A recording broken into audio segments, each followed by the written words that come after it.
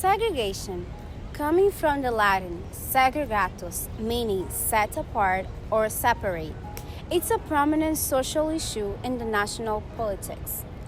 Since the height of the civil rights movement, segregation has been treated like a cure disease. But is it possible that segregation is a rising phenomenon? Despite being outlawed 65 years ago by Brown versus Board of Education, is it possible that segregation is still around in a city like Boston, the capital of one of the most socially progressive states in the country?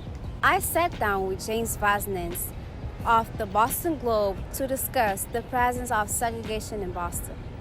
When you drive around Boston, you can see the segregation.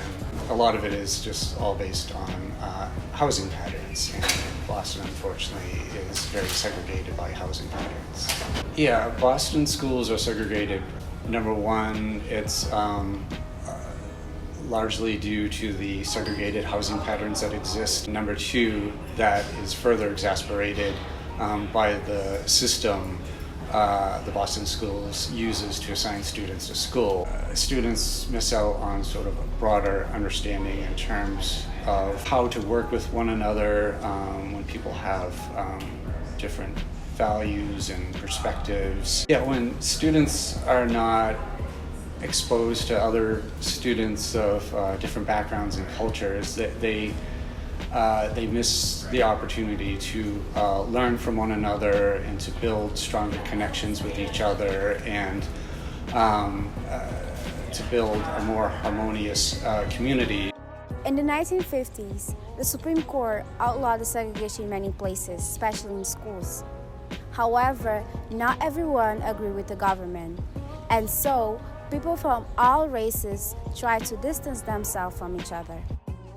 For white people of this mindset, they were able to more easily escape to the suburbs. Segregation divides the city, which divides the people, its unity, and its culture.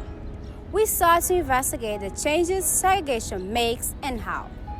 So I think segregation is a really complex issue, and it affects all dimensions of people's lives. Gentrification is a process where a neighborhood that's traditionally often minority residents, traditionally lower income, it's when a different population who generally has greater economic power essentially comes in and takes in, buys up all the property, and then that leads to a demographic shift where instead of African American and Hispanic residents, you have a bunch of upper income white people.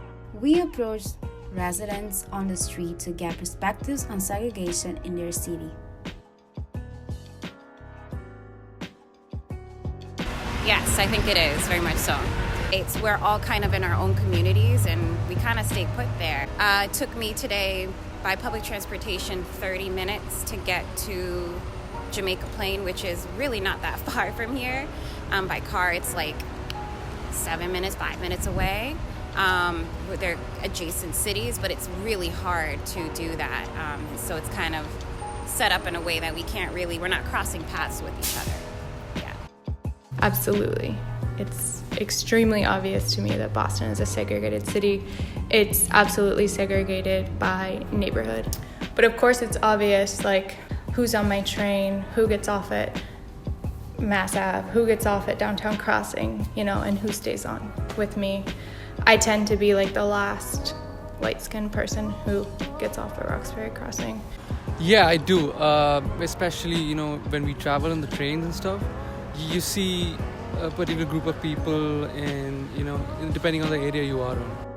Segregation is a growing issue in Boston, and awareness is always the first step. This has been Joseana Correira from Teens in Print.